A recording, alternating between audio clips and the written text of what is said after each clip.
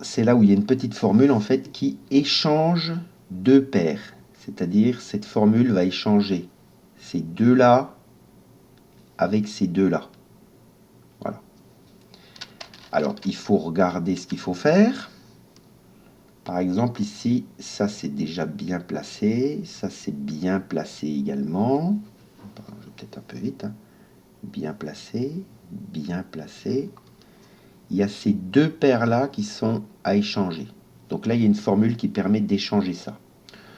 Une petite remarque aussi pour ça, il y a des formules hein, dans le 2 par 2 par 2 qui permettent d'échanger en haut, en bas, etc. Bon, moi, je préfère en apprendre une seule, la faire plusieurs fois.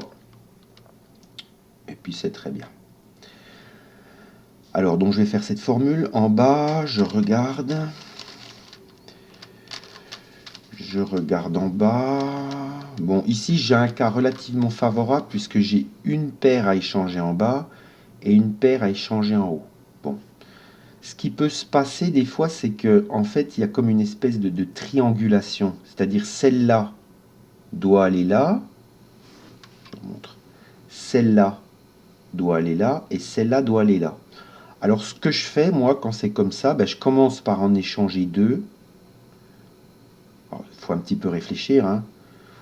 On en échange deux, puis on fait le mouvement plusieurs fois, puis on arrive toujours, en fait, on y arrive toujours à nos fins, quoi, hein, en fin de compte. Par exemple, je vous donne un exemple simple, si celle-là doit venir ici, bah, ce qu'on peut faire au début, c'est que celle-là, on l'échange avec celle-là, voilà. Ensuite, celle-là, on l'échange avec celle-là, donc celle-là sera bien, puis à la fin, on échange ces deux-là, voilà. Bon, c'est un petit peu plus long, hein, mais on y arrive. Alors, je vous montre la formule. Donc, la formule, je l'ai quand même sous les yeux parce que je la connais par cœur, mais j'ai peur de me tromper. Alors, pour échanger cette paire ici avec cette paire ici. Donc, la formule est la suivante. Alors, on tient comme ça. Hein. Donc, je redis cette paire-là avec cette paire-là. Donc, D2, prends la tranche. Hein. H.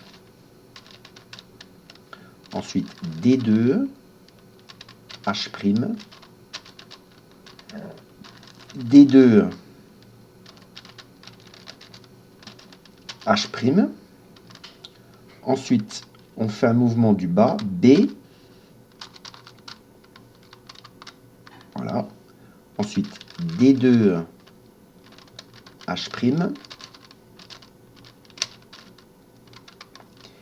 D2, H. Et D2, D'. Qu'on n'est pas obligé de faire. Hein. Qu'on n'est pas obligé de faire, en fait. Hein. On va le faire quand même.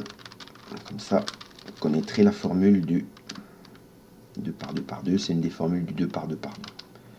Alors, je regarde bien. Donc, ça a bien marché. Puisque la rouge et la verte sont bien placées. La verte et la orange sont bien placées également. En fait, tout le premier étage ici est bien placé. Voilà. Donc, on fait la même chose avec le bas.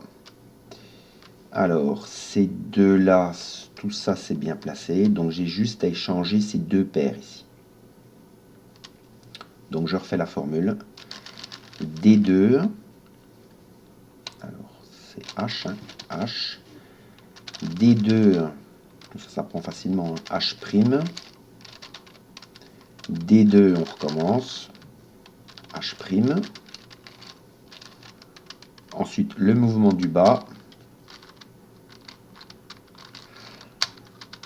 Ensuite, D2, H'. D2, H. Et D2, D'. Et voilà. Et tout est parfaitement placé. C'est-à-dire maintenant, nous avons nos 6 cercles qui sont complétés.